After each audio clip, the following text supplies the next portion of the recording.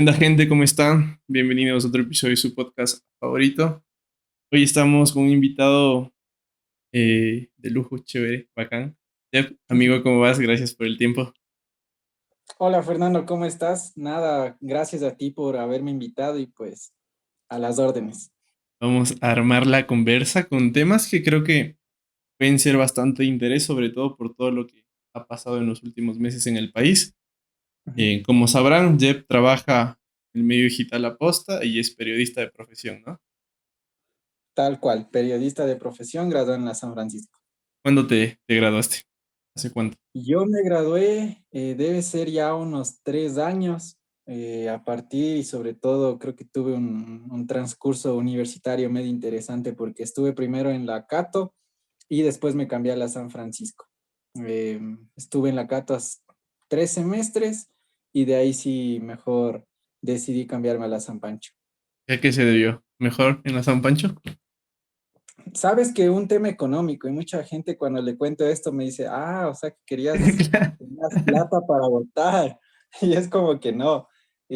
Al contrario, yo inicié en la Cato con la pensión diferenciada, que es un sistema económico que ellos tienen para tratar de ayudar a las personas que menos tienen a que paguen menos. Y en ese sentido, como yo vengo de un lugar humilde, no tenía muchos recursos, estaba de entre la categoría que menos pagaba. Lo que pasó es que ya cuando yo estaba en segundo semestre reciencito iniciado, lo que pasó es que como la Cato es una universidad cofinanciada, dijeron que el Estado les había dejado de dar una buena cantidad de dinero, que tenían que recortar, que por tanto iban a subir la pensión durante 3 meses, durante 3 semestres, perdón, el 10%, y que parecía bonito, tal cual la reforma tributaria de Lazo terminó siendo un golpe tremendo para el bolsillo. Entonces, pucha, yo empecé pagando 1.400 del primer semestre y si yo me quedaba para el cuarto, me iba a tocar pagar casi 2.300, 2.500. Entonces dije, es demasiado, no me alcanza, voy a ver otras opciones y aunque nunca estuvo por mi mente estudiar en la San Francisco, realmente fue como lo último por el tema económico también. Nada, apliqué a una beca, se dieron las condiciones y pues aunque no lo crea mucha gente, terminé pagando mucho menos de lo que estaba cancelando en la Cato. Entonces, digamos, en la San Pancho más o menos del trimestre, el semestre pagué unos 1.400 1.200 y fue disminuyendo porque yo pedí un aumento de beca un poco más del porcentaje con el que inicié. Entonces, esa fue la razón principal, el tema económico. Qué bien, ¿no? Es las paradojas de la vida, digo, porque a la final, como que la San Pancho termina siendo vista desde afuera como la más cara y a la final a ti te salió beneficiando. Y la experiencia antes de comenzar a indagar un poquito del por qué estudiaste comunicación, la experiencia en la San Pancho, desde tu perspectiva, a lo que se comenta, digo, ha sido un poco de algunas críticas de estos últimos meses. ¿Cómo lo ves tú? Verás, yo creo que la San Pancho es una universidad a la cual, o sobre todo en la cual alrededor del concepto de la San Francisco existen muchos estereotipos que yo mismo los pude ir rompiendo. Yo te hablo desde mi experiencia personal. Yo tenía esta concepción de que allá solo van a estudiar los niños ricos, que literalmente es súper elitista la universidad, que va a ser hasta cierto punto algo discriminatorio. Nada que ver. Incluso yo puedo decirte que con los aciertos y desaciertos que a veces puede tener el rector de la universidad o el dueño de la universidad que se lanza sus comentarios súper fuera de lugar, eh, te puedo decir que detrás de hay una institución muy bien pensada, con profesores y sobre todo con una concepción ideológica y de la vida, eh, que te tratan como una persona que eres igual que todos. La concepción de la San Pancho es, tú no eres más que nadie solamente por tener un título o por tener un PhD. Allá todos somos iguales y todos tratamos por el nombre y si vos le tratas de licenciado te pueden hasta multar. Porque te dicen, no, loco, a mí llámame Jefferson, a ti te llamo Fernando, o si vos eres mi profesor, te llamo Fernando, no tienes por qué llamarme licenciado, ingeniero ni más. Es esa manera de mantener, o sobre todo de pensar de que todos somos iguales. Eso por un lado. Por otro, lo que te hablaba de tener esta concepción social que tal vez solo ahí llegue a estudiar gente de altos recursos, pailas, yo me di con la realidad de que, por ejemplo, un buen porcentaje de estudiantes de la San Pancho tienen una gran cantidad de becarios y eso mucha gente no lo sabe y mucha gente cree que solamente es la gente que paga y que tiene sus recursos. Nada, tienen una buena cantidad de estudiantes becarios y de todas las nacionalidades, de todas las etnias, que es algo que yo aplaudo y que no había visto en otras universidades. Tienen un programa de diversidad étnica que te ayudan sobre todo y ves mucha gente de otras etnias, como te digo, tabalos, de Esmeraldas, Montubios, de Galápagos, de todo. Entonces tienen esa aceptación de persona también. Y finalmente, em, aunque tú no lo creas, y a mí también eso me chocó mucho, es que la manera en la que todos se ayudan con todos. O sea, yo estuve hasta con la persona que, qué sé yo, era dueña de un medio de comunicación. O sea, los papás eran dueños de un medio de comunicación que tienen todo el dinero del mundo y eran las personas más frescas del mundo. O sea, que te tratan tal cual. No existía esa discriminación ni mucho menos. Entonces, y en el tema ya de academia, al menos en periodismo, yo te puedo decir que no hay punto de comparación te puedo hablar específicamente entre la Cato y entre la San Pancho, porque sí se ven muchas cosas, al menos en periodismo, que desde primer semestre empiezas ya a trabajar en temas de reportajes, en temas muy ya de tu carrera. En cambio, yo sí creo que en la otra universidad sí existían algunas deficiencias y acá también, pues, también tienes un sinnúmero de recursos que te ayudan a formarte. Tienes periodistas profesores, que eso es bueno, periodistas activos profesores, porque te hablan desde la experiencia en el ejercicio de la profesión. Y también porque tienes profesores, sobre todo, que estuvieron antes trabajando en medios. Y yo creo que esa experiencia es la que a ti te ayuda para formarte, al menos en periodismo. Oye, y dentro de justamente lo que me comentabas con estos contactos, estos compañeros, estas relaciones que tienes, supongo, y me atrevo a pensar, ¿no? Que también ayuda bastante porque sales ya como profesional con unos contactos interesantes para poder comenzar en la vida profesional. ¿Crees que pues, como que este cúmulo de cositas que tú nos vas comentando, que a veces desde fuera ni por la cabeza, ayudan también como a ese prestigio que tiene la universidad y a esa reputación que van teniendo estudiantes y docentes? Yo creo que sí. Yo creo que sí ayuda el tema de contactos, porque, por ejemplo, yo te soy honesto, yo no sé si es que, bueno, sí, al final del día tengo compañeros que han estudiado en la Central, incluso que han estudiado en la misma Cato y en la misma Salesiana, y también están trabajando en canales. Pero, por ejemplo, yo creo que sí es un plus, un poquito más de un aspecto positivo a tu perfil como profesional, que hayas estado en una universidad donde tienes contactos de profesores que al menos están trabajando en el ejercicio de la profesión.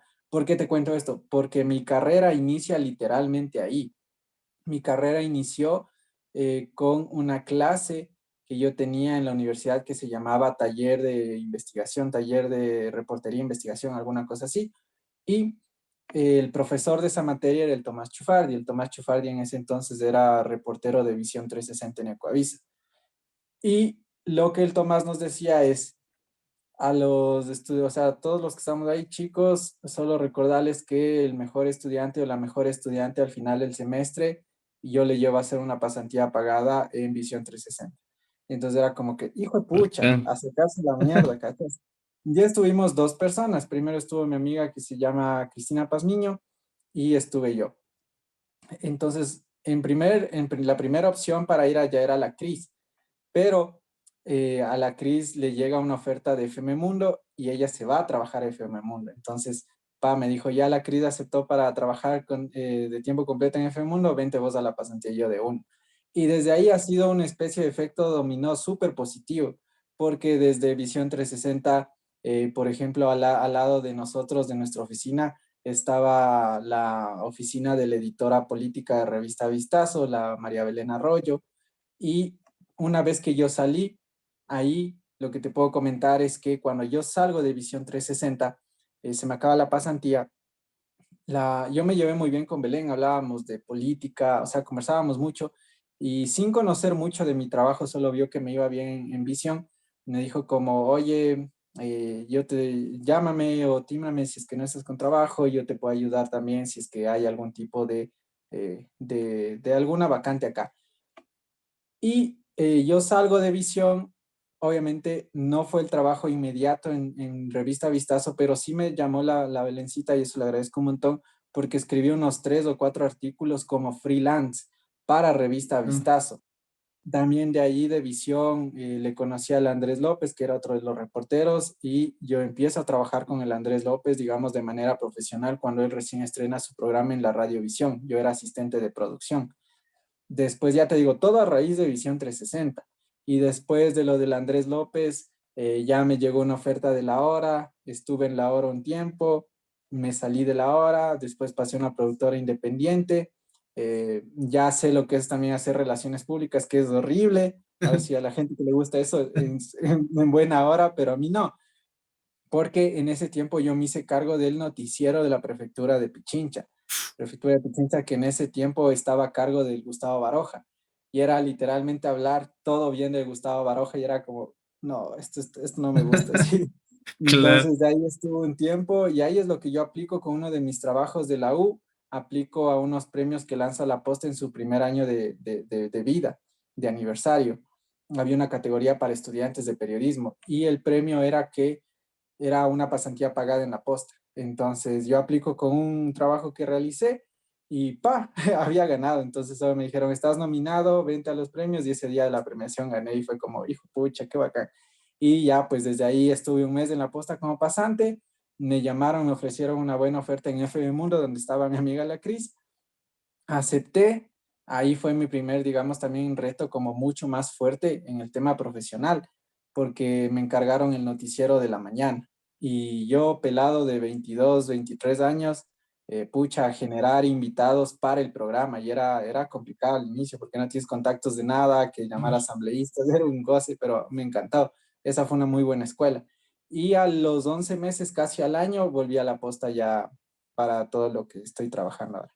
¿Alguna vez te has puesto a analizar como que ese factor o ese momento, no sé cómo decirle, circunstancia que hizo que se eleven quizá los precios, de que no te favorezca estar en la Cato, genere todo esto y supongo que en su momento fue la decisión de decir, ¿sabes qué? Voy a postular una beca y si sale, sale y ¡pum! Todo se desarrolló Sí, de sí, una sí, manera. verás, fue literalmente, nunca pensé que esto iba a desembocar en lo que estoy ahora. O sea, a veces uno se cuestiona mucho, digamos, del camino por el cual te lleva la vida y que vos dices, ¿por qué diablos estoy aquí? Yo me cuestioné muchísimo. Yo, honestamente, era un ñoño, era un ñoñísimo en la escuela, en el colegio y en la U. Entonces, créete que a mí haber dejado de estudiar, porque ya me vi que no iba a estudiar un semestre, que era el siguiente para cuarto, luego me puse a llorar porque dije, no quiero dejar de estudiar, o sea, yo quiero seguir estudiando y era como frustrante que por un tema económico yo no pueda seguir la universidad. Entonces, en ese momento, claro que pucha, me acuerdo que no, o sea, fue un grupo interesante de estudiantes de esa época que salimos a protestar, estábamos afuera de la universidad porque era injusto el incremento brutal que teníamos. Muchas personas salieron de la Cato, salieron por ese tema y era como claro, tener esa frustración de por qué diablos, de que tal vez se te acababa todo, de que todo lo que vos tenías ya proyectado. Mi sueño era estudiar en la Cato, ¿cachas? O sea, yo veía esa U y dije, qué Sí. del putas, es a lo bestia, la infraestructura me encanta, la biblioteca es enorme. Y al final del día sí te llevas una decepción, pero que tal vez no pasa por un tema personal, sino por un tema ya institucional y que tiene que ver con la U.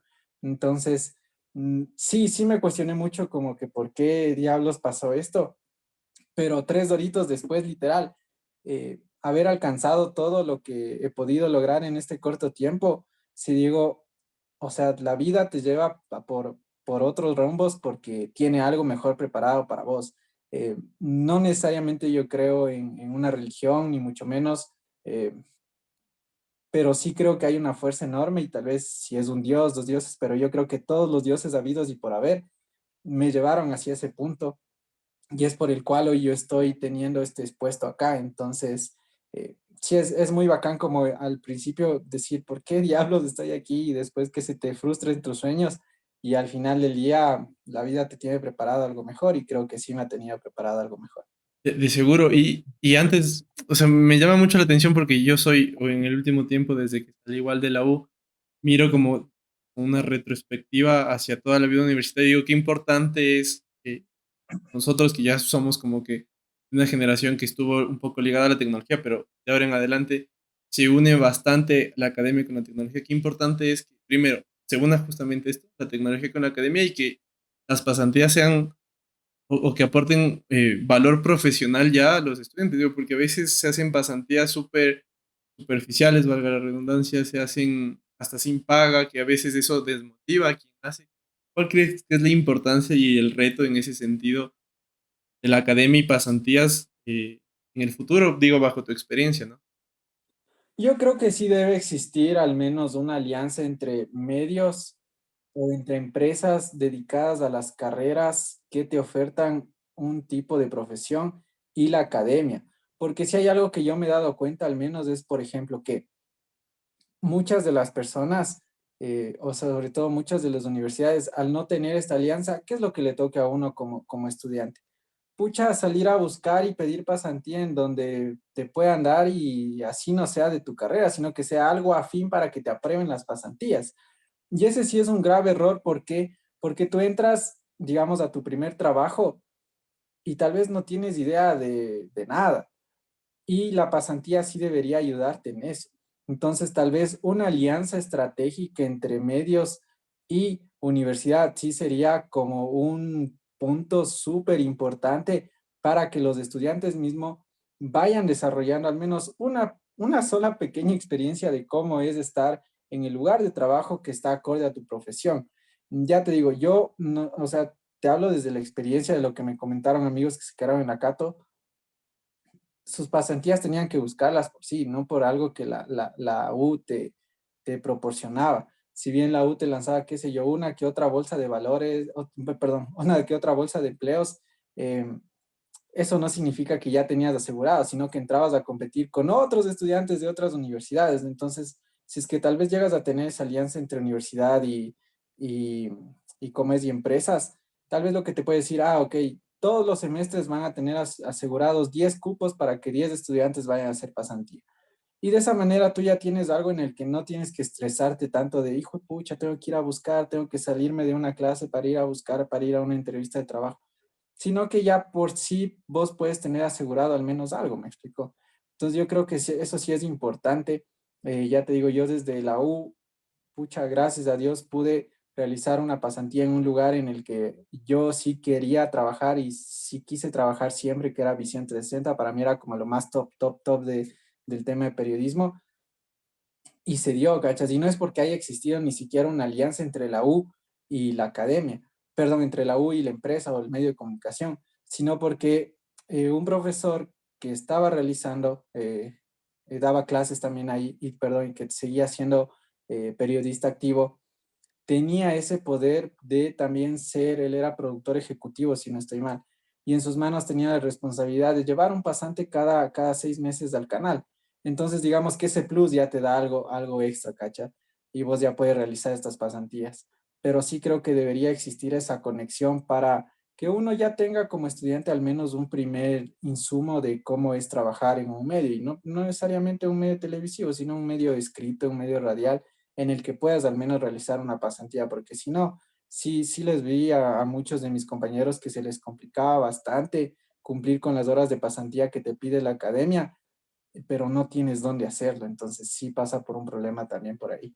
Sí, y de seguro, y esto también debería ser como algo que se refleja después, ¿no? Digo, a nivel profesional en un futuro de compañeros, por decir algo se Ujú. enfrentan a problemas que seguramente si hubieran tenido una pasantía sabrían cómo solventarlos o cómo actuar. Digo, no todos sabemos todo, Más, pero claro, más o menos, porque al final del día sí aprendes sobre la marcha, o sea, yo claramente. de la pasantía sí tuve ciertos y muy pocos insumos. Conocí eso sí, el entorno de cómo se trabaja en un medio televisivo, pero claro que, por ejemplo, cuando ya tienes algo, una nota en específico, eso ya es otra cosa. Y en esa otra cosa, obviamente, ya vas aprendiendo sobre la marcha. Sí, sí, eso es totalmente. Aprendes hasta de los errores y de los fracasos. Creo que eso es algo que sí o sí debemos pasar. Y bueno, siguiendo, ¿cómo nació no sé si amor, afán, gusto por el periodismo, por la comunicación? Am, Esa es una pregunta interesante. Yo de inicio quería ser periodista deportivo, verás. ¿De Eh, qué? yo ¿Argentino soy o no de... argentino? No, no, de acá nomás. Porque yo tenía esa frustración de, creo que nos pasa a muchos de los hombres que nos gusta el fútbol, de no haber podido ser futbolista profesional. Y yo creo que eso tenemos muchos.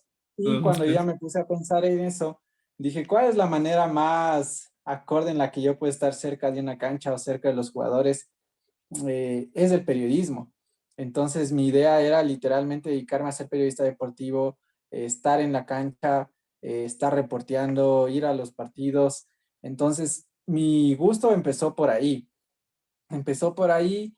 Yo tuve incluso, digamos que la suerte también de poder colaborar con el tema deportivo antes de entrar a Visión 360, o creo que fue después o fue durante, no me acuerdo bien, creo que fue antes. Antes de Visión, eh, yo colaboré, pero así porque una amiga me llevó, me dijo, oye, vamos a hacer un programa deportivo barrial en una radio AM, vente y así como que de una, porque para mí cualquier inicio de trabajar en esto era un puntal súper importante. Entonces yo dije de una y me acuerdo que nos dieron los carnés oficial de la federación para que vos entres a los partidos del campeonato. Entonces, yo me acuerdo que ya estuve como un tiempo nomás ahí y se acabó el programa, la radio obviamente era AM, no despuntó y yo me quedé obviamente con mi carnet porque ese era personal. Entonces, yo una vez se iniciaba el campeonato, un nuevo campeonato, me acuerdo que era clarito, un Nacional Barcelona, era la primera fecha. Y yo me voy a la Atahualpa y dije, voy a ver qué onda, así, hecho loco. Y claro, como tenía mi carnet, entré, estaba en palco prensa, viendo el fútbol así, ¿ve? Y de ahí, en el medio tiempo, se me acerca un señor y me dice, oiga, amigo, ¿usted sabe comentar? En mi vida había comentado, sí, sí, le digo, claro, le digo, yo sé. Y de ahí me dice, venga, venga, porque necesito un comentarista ahorita, me dice. Y yo, pucha, vamos. Era una radio que transmitía literalmente para los ecuatorianos en Estados Unidos, solamente oías por internet y obviamente la gente también de allá. Entonces me dice, venga, que no sé qué, para que comente. Y yo de una, y ahí me lancé al ruedo, digamos, en el tema deportivo. Y empecé ahí a colaborar con él. Me acuerdo que ya se acabó el partido y me dijo, oiga, me gustó mucho su trabajo, le puedo llamar para más, para otros partidos. Y yo, pero por supuesto, me acuerdo que me pagaban como $25 del partido, creo que era. Que no era mal, cacho. Para mí, pucha, empezar Bastante esa radio bien. es una buena plata. Entonces, de ahí me llevó a a los partidos de Copa Libertadores en el Estadio de la Liga. Pucha, fue hermoso. Ahí me gustó un montón. Entonces yo dije, qué bacán, ya, por aquí va la cosa. Pero después, eh, yo ya me sentía como que ya, o sea, como que, pucha, ya comenté ya, pero quiero algo más. Y me sentí un poco frustrado, verás. Yo respeto mucho el trabajo de los periodistas deportivos y incluso tengo amigos de de periodismo deportivo, pero sí creo que aquí el periodismo deportivo en el Ecuador está como muy encasillado en que debe ser el comentar y el relatar el partido de fútbol y solamente fútbol. Y eso a mí ya, si hay algo que he aprendido de lo que me gusta, es que no quedarme en el mismo lugar siempre. Entonces yo dije, chuta, algo más, me explico, creo que podríamos hacer algo más. A mí me gustaría haber hecho periodismo deportivo, pero con investigación, hablar sobre el secreto a voces de casos de jugadores que, eh, por ejemplo, adulteran la edad para poder inscribirse. eh, hay un trasfondo importantísimo. Entonces yo me quedé como dije, chuta, no me está llenando esto, necesito algo más. Mi última opción siempre fue la política, te juro, mi última opción ¿Nunca te siempre fue la gustó política. mucho el tema político? No, no, yo me comía miércoles porque es que tontera este man hace esta huevada. O sea, yo ya tenía noción de cómo pasaba y no me gustaba y dije, yo nunca voy a trabajar en esto. Toma, hijo de pucha, en un programa 100% político. Pero es lo que la vida te va impulsando. Entonces, ya te digo, a mí me empezó gustando el periodismo por esta manera de estar más cerca del deporte. Hoy por hoy he dejado 100% el deporte, pero porque he ido descubriendo que me comienzan a gustar otras cosas. Si hay algo que yo he aprendido este tiempo es que, por ejemplo, me gusta entrevistar un montón y de eso yo siempre le he dicho al Anderson, pucha, yo le agradezco que haya implícitamente confiado en mí, porque esa es otra historia, él no confiaba en mí. Es más, yo era la última rueda del coche para que postule al programa y al final del día le demostré y estoy acá. Y como te digo, pude pasar al tema político, pero porque la vida me llevó. Y aunque no es algo que, digamos, me guste al 100%, que te digo, pucha, amo y sueño con estar en el tema político, sí es algo que me capta mucho el interés, en cambio. Entonces, a mí me interesa un montón el estar llamando, el estar hablando con fuentes, el que te cuenten algo, el que vos puedas seguir el hilo de las historias, literalmente saber las historias detrás de lo que se publica en los medios normales. Eso a mí me emociona un montón y es súper bacán. Entonces, digamos que por ahora del periodismo deportivo he pasado al periodismo político porque la vida me ha llevado para allá y también porque ya le estoy cogiendo ese gusto. Oye, pero qué bacán eso porque no lo había visto de esa manera y más que todo en tu ejemplo, ¿no? No te gustaba para nada lo político y te gustaba el fútbol y terminaste con un super papel cambiado ahí. Y creo que Tal es eso, cual. ¿no? Es saber adaptarse, porque seguramente si no te hubieras adaptado, digamos, a lo que te tocaba en el tema político, educativo y demás, no hubieras triunfado en el medio, no hubieras triunfado haciendo tu trabajo como tal, por quizá ese gusto que tenías, ¿no? Y es el saber adaptarse a la final de todo, porque el que no se adapta pierde, como se dice Tal normalmente. cual, Y qué tal bacán. cual. Y siguiendo en esa línea, ya pasamos como tus pasantías, lograste adquirir el conocimiento y demás. Y nombrabas algo que en lo personal como que me gusta. Decías que podrías haber aportado más al periodismo deportivo de diversas formas que a veces siento que en el país se pierde bastante porque como que les cuesta reinventarse y más que todo a los medios tradicionales. Les cuesta ir un pasito más allá de lo que todos hacen. Y traigo a colación, hay un comediante mexicano que una vez había relatar un partido de las Chivas, creo, no sé. Y claro, él cansado del mismo relator de siempre comienza a insultar y a hacer chistes de los futbolistas. A los compañeros no les gusta, pero la audiencia reventó y todos les sintonizaron y todos preguntaban por él. Entonces, a veces el atreverse a hacer esas cosas cuesta. ¿Cómo crees que va el tema del periodismo y comunicación en ese sentido? ¿Crees que se está reinventando para llegar a esas nuevas formas o tal vez se está quedando en moldes que se van creando paulatinamente? ¿En el periodismo general o en el deportivo? En el general, en el general. Ya. A ver, yo creo que hay algo importante que apareció con el tiempo y que nos ha costado, o sobre todo creo que a muchos medios les ha costado entender, y es el nuevo es el tema sobre todo de estas nuevas plataformas web, el tema de redes sociales. Yo creo que, por ejemplo, que un medio tradicional le apueste por lo digital ha costado un montón. Y yo te digo por qué, porque, por ejemplo, ahorita medios como Ecuavisa recién le están apostando eso porque no confiaban y porque decían, somos un medio tradicional, vamos a seguir en esto. Y se comenzaron a dar cuenta que cuando vos, es lo que vos mencionaste en algún punto, si no te adaptas, mueres. Así de simple. Yo creo que los medios tradicionales se dieron cuenta que otros medios comenzaron a despuntar por el tema digital, por el tema de redes sociales a partir de Internet. Y tuvieron que, aunque no les guste, o sea, al menos la transmisión que tienen en televisión, la lanzaron a Facebook o a su página web. Entonces, estos insumos sí ayudaron para que el periodismo se transforme hacia temas digitales, hacia propuestas digitales, a pensar incluso, sobre todo a reinventar a la persona, al televidente. Claro, yo te decía que el que no se adapta muere porque muchos de los medios tradicionales creo que sí les costaba apostar mucho por lo digital. Los nuevos insumos que a ti te dio el Internet ayudaron a que el periodismo se reinvente. El tema de Facebook, Twitter, Instagram. O sea, ahorita tienes que, o sea, si es que quieres estar presente, tienes que tener una cuenta en alguno de estos tres. Y también con eso se reinventó la manera de informar.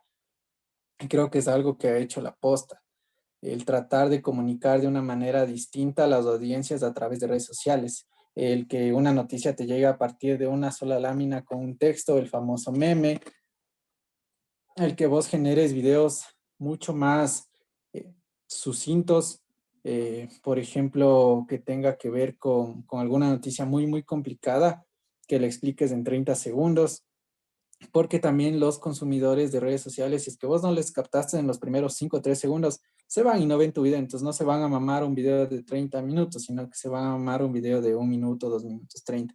Entonces también ese fue el reto del periodismo y creo que lo sigue siendo, de contar mucho en poco tiempo. Eso por un lado. El tema gráfico es otro de los que pasa por encima, o más que por encima, que hay que ponerlo sobre la mesa.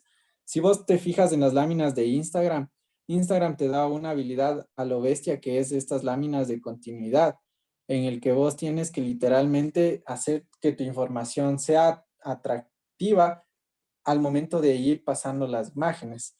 En Twitter tiene que ser eh, mucho más directa la noticia para que generes esa discusión. Facebook yo creo que está perdiendo muchísimo impacto, pero casi que reproduces lo mismo que Instagram ahí. Entonces, vas a aprender estas nuevas formas, tienes que reinventarlo. El mismo TikTok, que a nosotros hasta ahora seguimos intentando entender cómo esa huevada funciona, porque, qué sé yo, dan alguna palabra absurda en 3 segundos y 1 millón de vistas.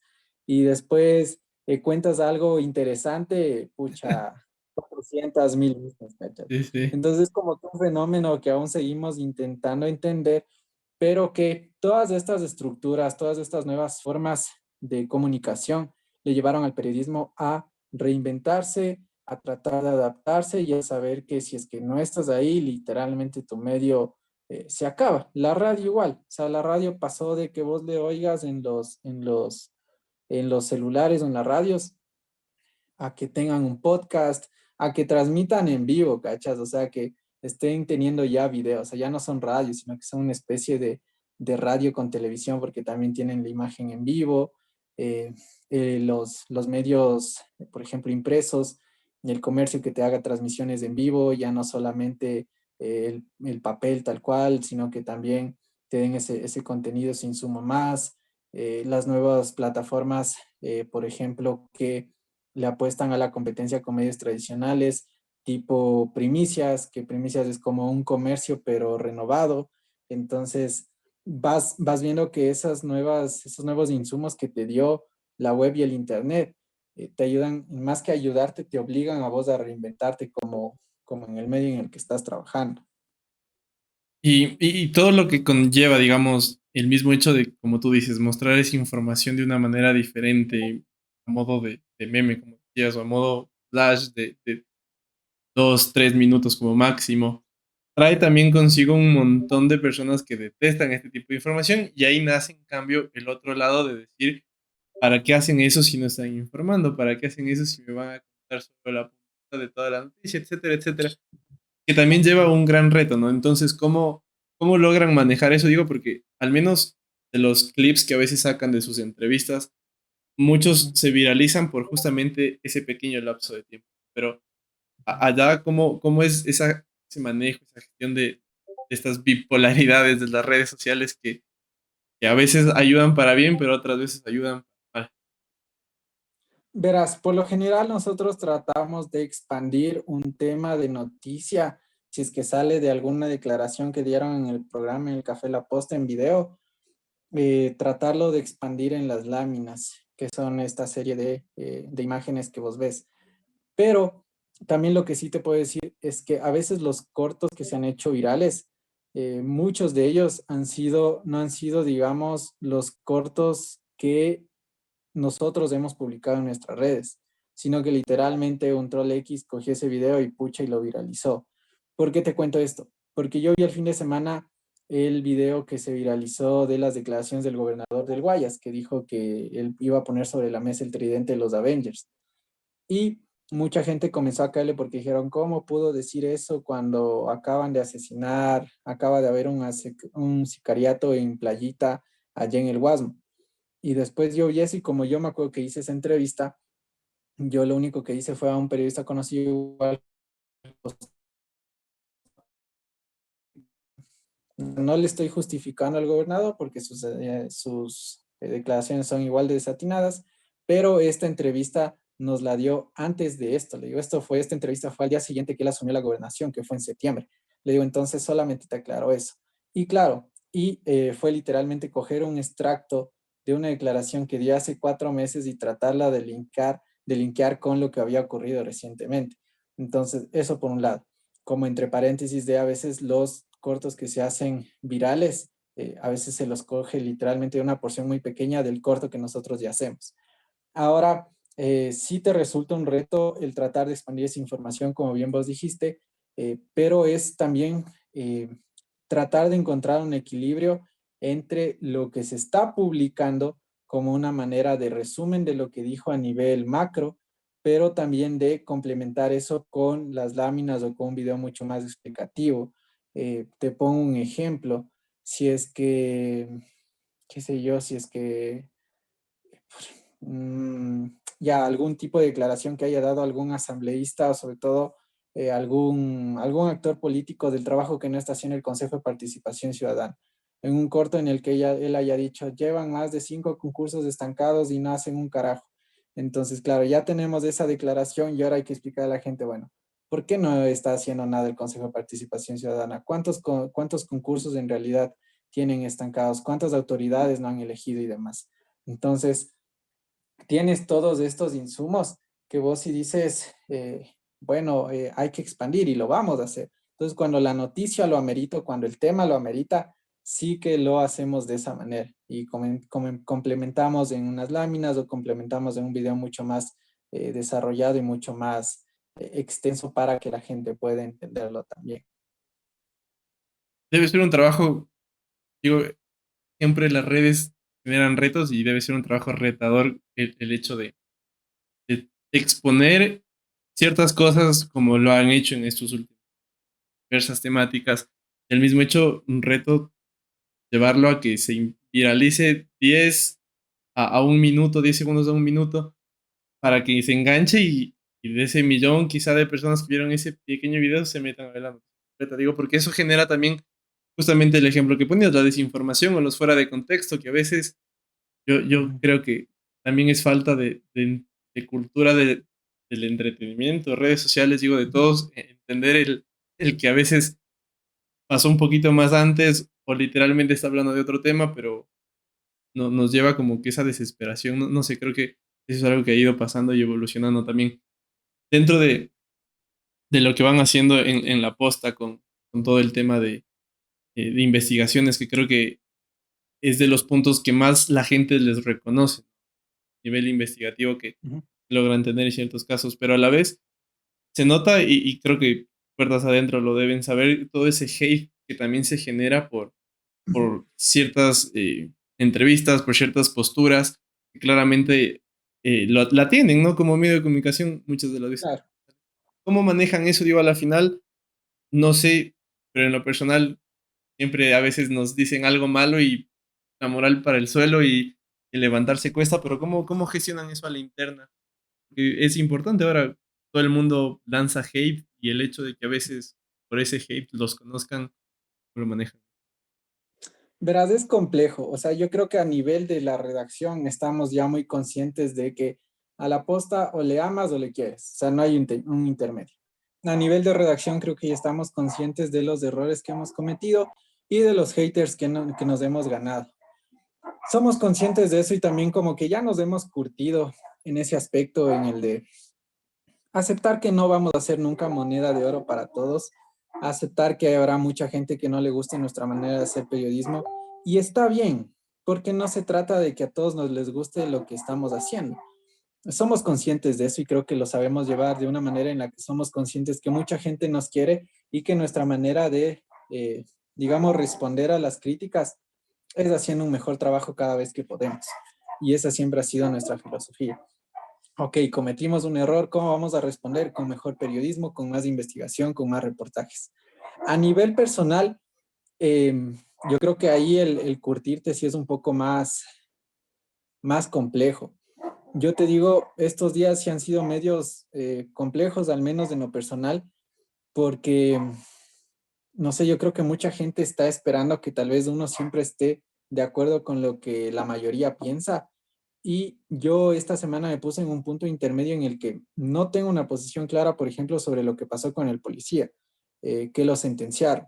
Sí, de buenas a primeras, si yo veo el titular que todos lanzaron, digo, maldita justicia, eh, hay que ayudar al policía. Pero lo que yo hice fue hacer mi trabajo de periodismo, ¿cachas?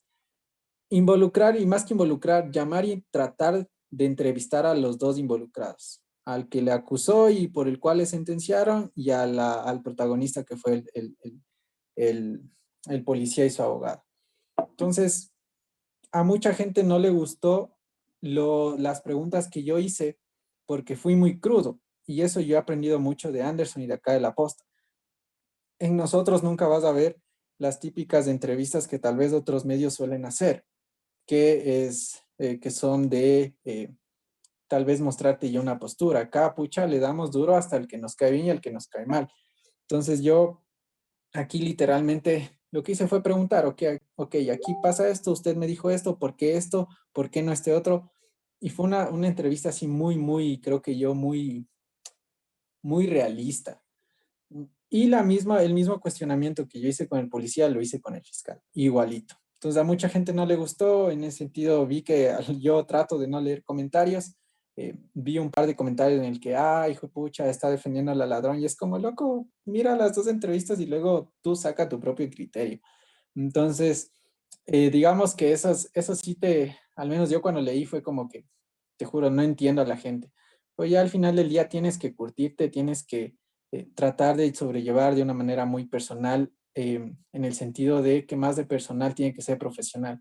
Ok, mucha gente dice esto, ya voy a seguir haciendo mi trabajo de una mejor manera. Ese siempre ha sido sobre todo mi aspecto de mejorar cada día, de mostrar un mejor periodismo, de mostrar sobre todo una mejor calidad de entrevistas y creo que lo voy logrando. Entonces, es tratar de sobrellevar tus emociones, eh, pero también de aceptar las críticas siempre y cuando estén bien fundamentadas y no con el afán de joderte a vos o de herirte, ¿cachas? Pero es curtirte en eso, es tratar de ser lo suficientemente inteligente para que eso no te afecte. Es literalmente ser más inteligente que el otro. La semana pasada hablaba con una amiga que es asesora legislativa y llegábamos a una conclusión media similar, tipo que hablábamos sobre el tema de esta ley que se aprobó sin debatir en segundo debate, ¿no? Y le preguntaba qué onda, o sea, qué había pasado y me contó un par de detalles. Y decíamos, claro, nosotros como ciudadanos comunes, y me incluyo, nos dejamos llevar muchas veces por el título. Si el título dice que no se debatió y que la asamblea no sirve, me quedo con que no se debatió y que la asamblea no sirve. No me importa nada más y muchas de las veces cometemos el error de no ver un poquito más allá de la olla. ¿Esto crees que se ve reflejado también en lo que tú haces diariamente? Que a la final es eso. Por ejemplo, en el tema del policía, es algo complejo, sin lugar a dudas, se ha generado debate casi en todo lado, pero yo también coincido del hecho de que si vamos un poquito más allá y tal vez para dar un criterio más que todo ustedes que tienen mucha gente que les oye, que les ve, em, el hecho de ir más allá es importante. ¿Tú crees que como ecuatorianos, o sea, como pueblo, digámoslo así, estamos listos para ir más allá, o sea, para investigar un poquito más allá, así sea hasta por curiosidad, que no nos sirve en nuestro trabajo?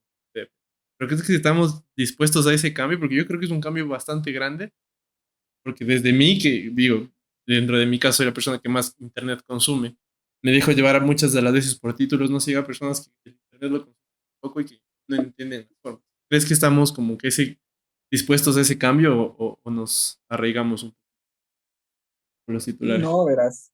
Yo más bien creo que somos muy reactivos. O sea, somos una sociedad en la que vemos algo y ¡pum! Fosforitos, comenzamos a lanzar miércoles o pétalos de rosas, si es que es bueno o malo, ¿cachai?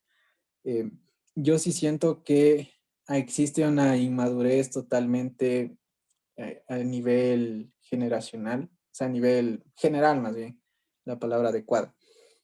Porque cuando vos cuestionas algo con alguien que tenías mucho en común, ya te comienzan a ver mal y te dicen, que no sé qué, que no sé cuánto, y es como, pana, respeta mi criterio, o sea, no siempre vamos a estar de acuerdo en todo. Y cuando vos empiezas a tener ese cuestionamiento interno, te comienzan a ver como algo mal. Y ahí es esta capacidad de madurar o sobre todo esta capacidad de ir un poco más allá de lo que ya está establecido. Y no solamente en el periodismo, sino te digo de manera general. El ecuatoriano, sobre todo nosotros, porque yo también a veces soy así, pero sí nos cuesta ceder un poco, ceder y decir, ah, ok, tú piensas esto, yo voy a pensar esto, yo pienso esto, mira, podemos complementarlo por aquí, por allá. Y hasta cierto punto, eso llega a ser una especie de, ya te digo, a veces a mí me cansa porque no puedes decir nada. O sea, si criticas a Correa, eres lacista. Si criticas a Lazo, eres correísta. Entonces, como pana, o sea, vamos más allá de las etiquetas y ese es otro problema también, etiquetar a la gente por algo. O sea, tú no puedes pensar distinto a algo porque ya eres correísta o porque ya eres lacista o porque ya eres feminista o porque ya eres machista. O sea, romper con eso también es un reto importante y sumamente complicado como para ir más allá de, porque tener una conversación al menos madura, una conversación más crítica, más cuestionable es casi que imposible. Y ya te digo por todos estos insumos, porque estamos etiquetados con algo, porque no aceptamos la opinión del otro, aunque decimos que sí, y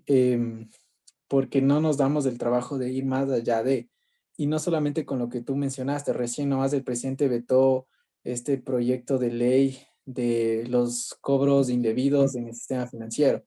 Entonces, como yo también vi el titular de, porque estaba preparando la conclusión que di hoy, entonces, yo vi el titular literalmente del comercio de Lazo vetó el proyecto de cobros indebidos. Y es como, chuta, si eso fue así, le voy a acabar en el programa. Y de ahí vos entras a ver la nota y existen dos tipos de veto, el veto total y el veto parcial. Lo que hizo Lazo fue el veto parcial. Es cierto. Entonces, devolver con ciertas recomendaciones y ver si la Comisión de Régimen Económico insiste en esos puntos o lo reforma. Entonces dije, a ver, no está totalmente vetado, está vetado parcialmente. Pero mucha gente se quedó con eso y fue como que, ah, presidente, hijo de tal y cual. Yo lo que sí critiqué es que puntos que la gente considera que es a favor de ellos, los vetó parcialmente. El tema del cobro indebido, es decir, ¿cómo vos, si es que estás a favor del pueblo, cómo puedes decirle no, no, no, ese aspecto no? Entonces eso yo sí critiqué.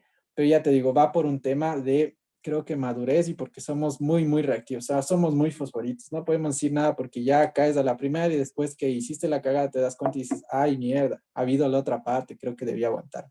Ya cuando está todo derramado. Y sí, la verdad es que es jodido y digo, a la final es un proceso de mejora que creo yo, tal vez ya hablo pestes, pero cuando entendamos todos eso, que es un proceso que debemos reconocer nuestros fallos e ir aceptando, vamos a ir mejorando como persona y luego obviamente todo va a sumar para mejorar como país, digo, porque al final no es que solo pase aquí, sino pasa en todo el mundo y en Internet que es peor. Para ir terminando, quería topar el tema de, siempre me genera la duda, el tema de el procesito este que tienen a la interna, a manera general, de realizar una investigación.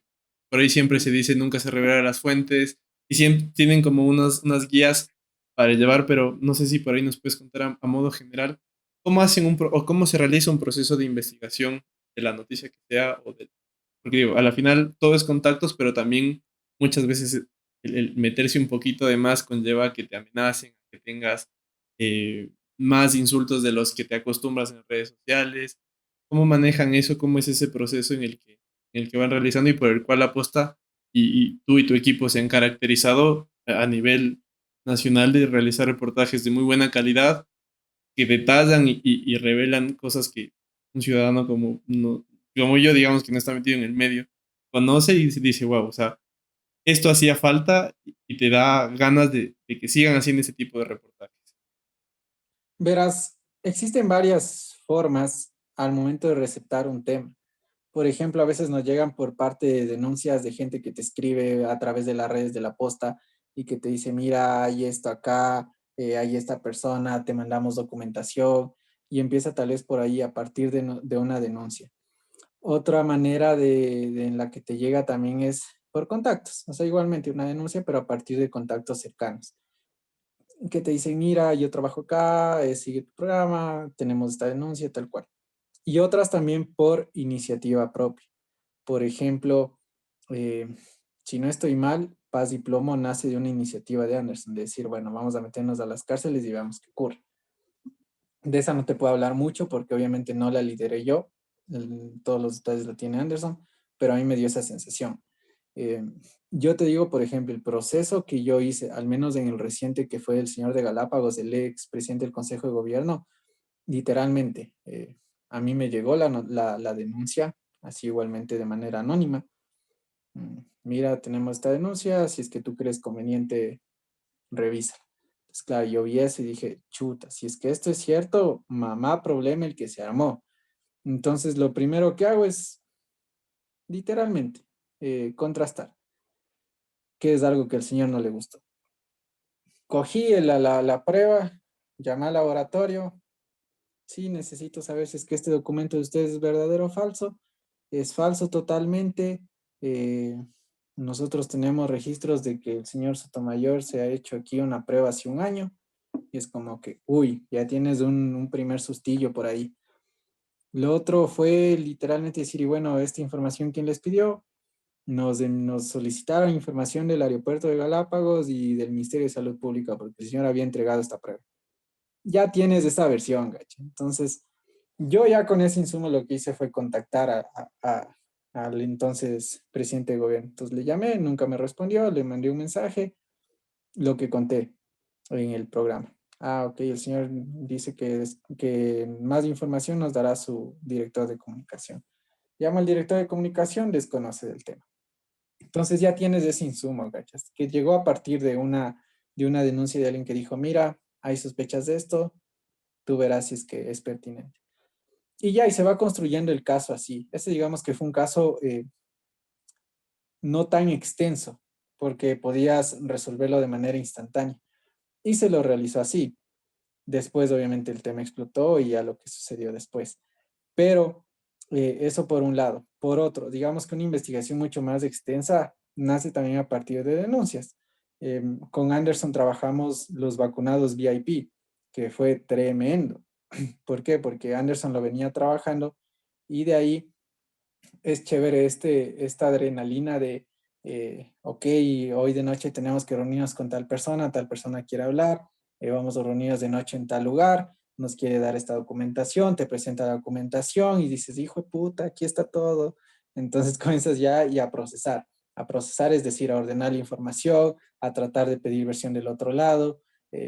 Y de esa manera ir construyendo el reportaje. El reportaje que nosotros presentamos fue un reportaje en vivo, no fue una publicación, digamos, realizada sin algo detrás. No sé si me hago entender, pero nosotros mientras estábamos en el programa publicamos todo, fue al aire. Entonces, se lo realiza de esa manera, se realiza de esa manera a partir de una denuncia, de ver la información que sea verdadera, de tener la documentación, de rellenarla, más que todo que rellenarla, de buscar otros insumos que puedan aportar, como es el testimonio de personas que quieran hablar, de documentos que respalden aún más.